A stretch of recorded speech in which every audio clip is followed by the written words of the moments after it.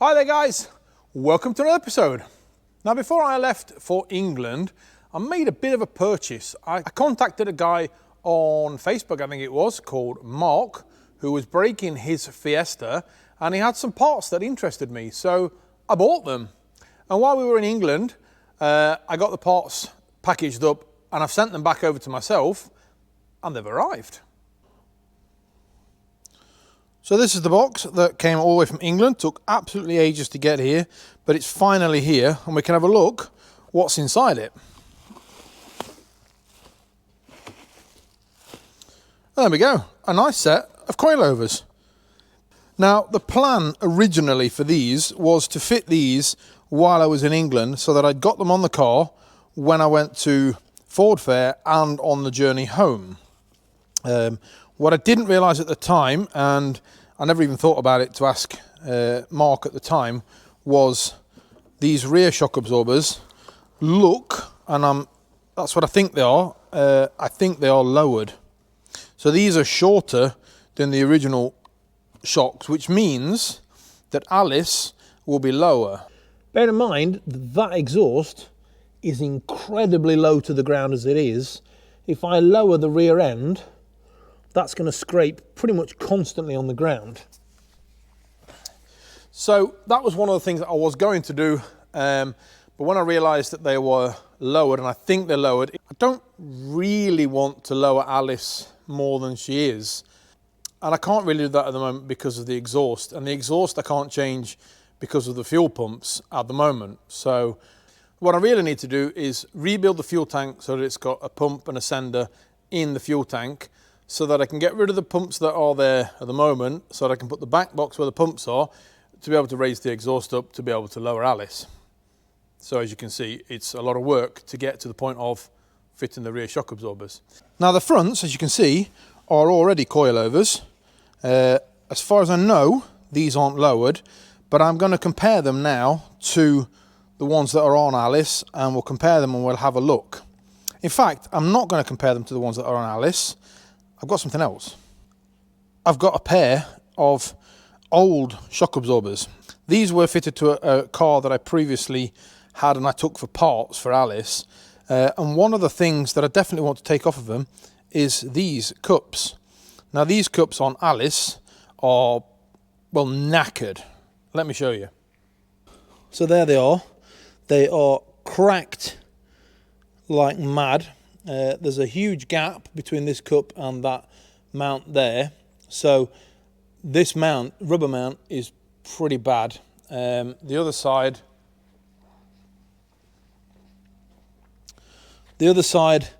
isn't quite as bad, but it's still starting to crack and looking really shitty anyway. So I'm going to replace the two top parts on this anyway. And that's when I found these the other day in my garage, that these tops look really, really nice. So I can now compress this together, take all this apart, and I've got two new tops for Alice to be fitted.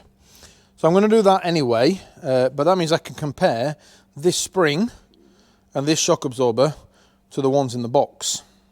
Turns out that these are lowered as well. Well, that means I'm going to lower Alice by probably about 5 centimeters, looking at the height of there and the height of there. I don't know how good that's going to be. But when I compare them, so I've leveled them off at the end there, about there like that, I've leveled them off. If I now go to this end, you can see that this one is a lot shorter than that one. So I don't want to lower this car because of the fact that the exhaust is so low. But looking at that, it looks really low, and I'm a little bit worried that that's going to lower the car too much. Now I have already swapped over the parts, because obviously this is from a Mark II and that's from a Mark I. So I've swapped over the parts, and hopefully this is going to be all right. So this is a different one. As you can see, that's the one from the Mark II that I have already got. Level these two up on the bottom as well, like that. And when you put the Mark I parts back on again, that's not a massive difference there, as it was with the Mark II one. Now I have wound that spring pretty high up, Now my trail of thought with this is, when you put this on the car, it's up in the air obviously. When you let it down, that spring does compress a bit, which gives you the ride height. Now this spring, obviously it's got double springs on here, so, and it's hardened, so that shouldn't compress as much as you'd expect that one to do. So I'm hoping when I put this on the car that that doesn't compress as much as you'd expect it to do. It may even be slightly high at the moment. That's my kind of hope on it, because if it is high, then I can turn it back down again. But there's only really one way to find out, and that is to change it. Now the shock absorbers on these aren't difficult. You've got 2 bolts there, and then the 2 bolts in the hub. So I'm going to lift this up, take the wheel off, and I'm going to change this shock absorber on this side. And then I can let the car back down again, and we can check it to see what it's like. Now what I want to do is take a measurement from the wheel arch down to the ground to see what we're at. We're at 570 mil to the wheel arch there. So I'm going to pull this off, change the shock absorber, and then put the wheel back on again and drop it back down on the ground, and we can re-measure what that wheel arch now stands at.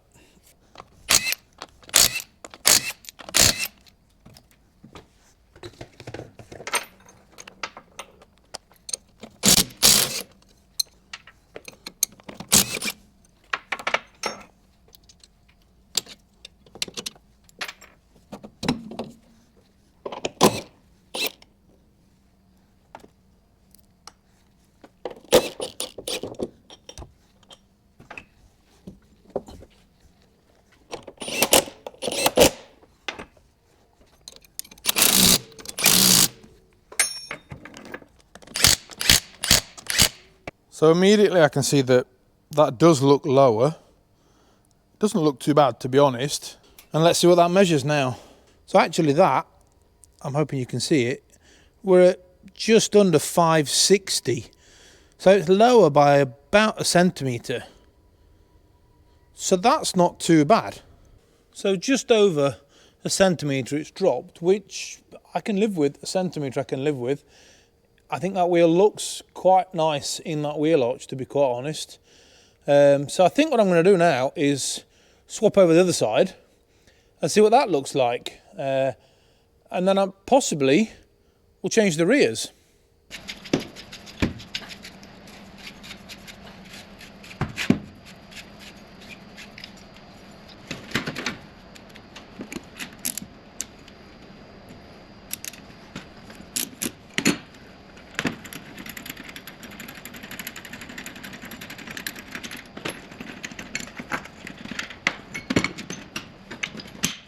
Right, so what we've taken off there then, as you can see, I just wound the spring down to get the tension off the top of the cup, which was all I needed to do really.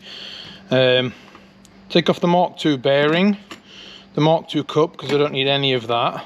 I'm going to take this other shock absorber that I've already got, and I'll be taking it apart there, but I do need to compress the spring on this one. So we'll get the spring compressors on there, compress it all down, get the top nut off of there, and we'll swap over what needs to be swapped over. Right, so that is the other side done. Let's take a quick measurement. On that side is at 540. So that's come down 3 centimetres. It could be that I've not adjusted the spring enough, and I can adjust the spring up a little bit. A centimetre or two I'm quite happy about. 3 centimetres is a bit low, I think. I'm not really sure, but I think. What I'm going to do, I think, is change the rears and see what the car looks like when the rears are done as well.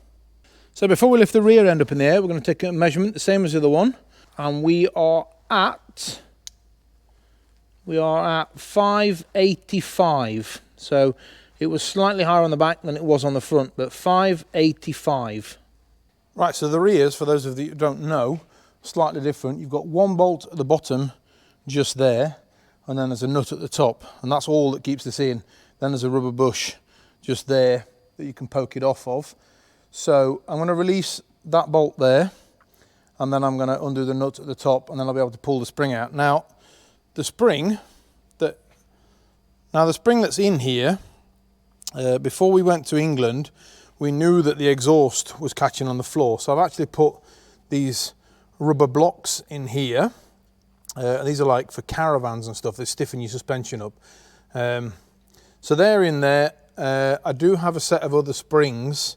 I'm just slightly worried that if I change everything, then it's going to lower it too much. But I will change these springs out, put the other ones that I've got in there, and see what the car looks like afterwards. I can always put everything back together again if needed. But at the moment, that's what I've got in there just to stiffen the suspension up, because I knew that the exhaust was touching, and as we were going over speed bumps with the two of us in the car, I knew that the exhaust was touching on the ground. So these are only in there just to stiffen it up, and they've kept it there all the way. And it's not a bad ride actually with them in there.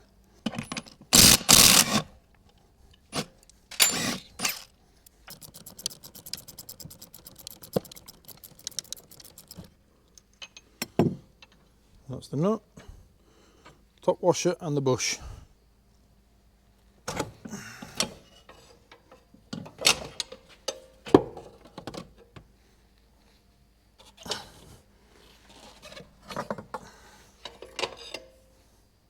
So again, when we put the shocks on top of each other, they're lined up perfectly in the bottom. We can see that in the top, the new shock absorber is shorter than the old one. Now, again, I'm hoping that that is not going to make too much of a difference, but we'll see. We'll only really know that when we've fitted it. These shocks aren't actually height adjustable. They're only stiffness adjustable there with the little wheel there. So the other notable difference is the springs. These are the original springs that were on the car, and these are the ones that have come with it. Now I'm hoping that that's not going to make too much of a difference. If it does, then I might be able to go back to that one. I don't know, but I'm assuming these ones are a lot stiffer than these ones, and in which case it should stiffen the bodywork up. But we'll see. My fear is that putting that spring in is going to actually lower the car. But I'll give it a go and see what happens. So the only thing that needs moving over from these ones is the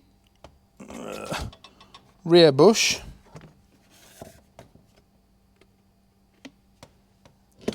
That goes on like so. And then there's the bush here. We have to poke that out and fit it to the new one as well. Right, so we're all back together on this side. As you can see, it does look lower, but let's get a measurement and have a look. So we were at 585 and we are now at 560. So it's come down 25 mil on this side as well. Now I do actually like the look of it. I like the stance that it's got on there. I do like how low it's become, but that really does worry me, because it's brought the exhaust another 2.5 centimeters closer to the ground. I also know a lot of you are now saying that I haven't changed the panhard rod, which is there. I haven't changed that. Now basically this keeps the axle in the middle of the car. Now when you lower the car down, because it's bolted to the chassis in this end and on the axle on that side, when you lower the car, it's going to push the axle over that way. So you need to fit an adjustable panhard rod so you can adjust the in and out measurements on the wheel, otherwise it's going to stick out that way and stick in this side. Now I haven't changed that, basically because I don't want to at the moment, because I'm just testing this to see what it looks like. But I do have an adjustable panhard rod. I've got one from Shane Baker. The only thing I want to do to it before I fit it is to powder coat it. But I wanted to see what this looked like before I went and put the panhard rod in there. So I'm going to change the other side now, and then we'll inspect it when both sides are done and see what it's like, and then I'll probably take you for a test drive and see what we're at. Okay, so we're back on the ground on this side, and we are at pretty much exactly the same, 560 on that side. So the rear is pretty even. The front slightly off, but it might get better when we drive down the road. Now what I was talking about with the panhard rod, I don't know if you can see it there, but there isn't a lot of room. This wheel's pretty tucked up inside that wheel arch. If we go over to the other side,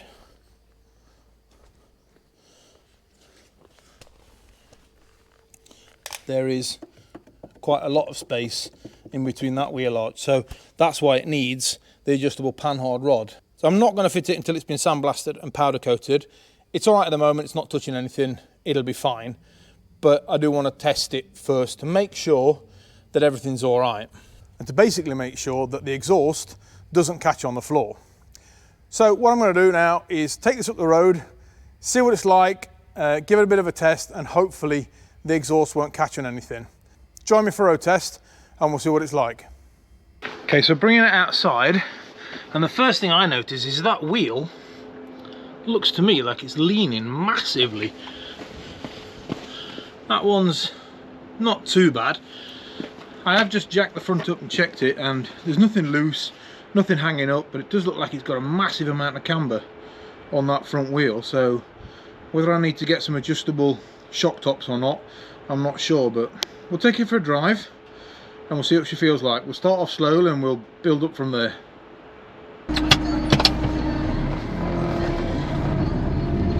Definitely feels like there's massive camber. The wheel goes and gets stuck almost. That feels horrible. No, can't do that.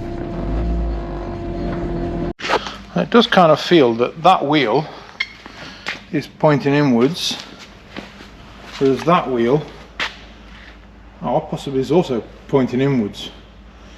So I think I'm going to get it up on the lift here, get the gauges on it, and see what we can do with the four-wheel alignment on it.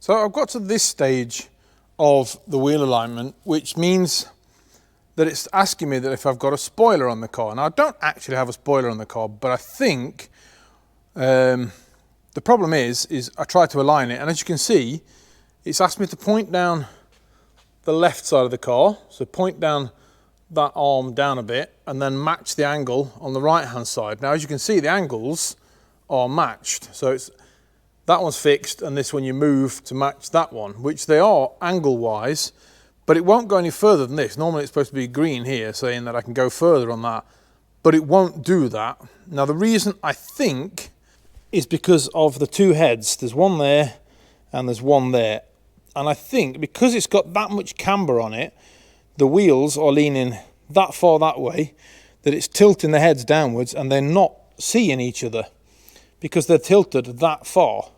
So I think what I'm going to do is I need to lower the suspension again. So I need to wind the shock absorbers back down a little bit, which should, at the moment they're like that, winding the shock absorbers down should bring the suspension legs straighter, and hopefully then the two heads will see each other and I can carry on with the adjustment. But that does mean I'll be lowering this car a little bit further. But I need to do that. I'm running out of time today, so I'm not going to get that done today. I'll continue this in the next video. In fact, I'll probably do a complete video of the four-wheel alignment on this to see what happens, and I can also fit the pound hard rod, and we'll do a complete full four-wheel alignment. So stay tuned for that video. If you haven't already subscribed, press the subscribe button, and I will see you in the next video when we do this full four-wheel alignment on this car, and hopefully we get the suspension sorted out. So thanks for watching. I'll see you in the next video, and bye-bye.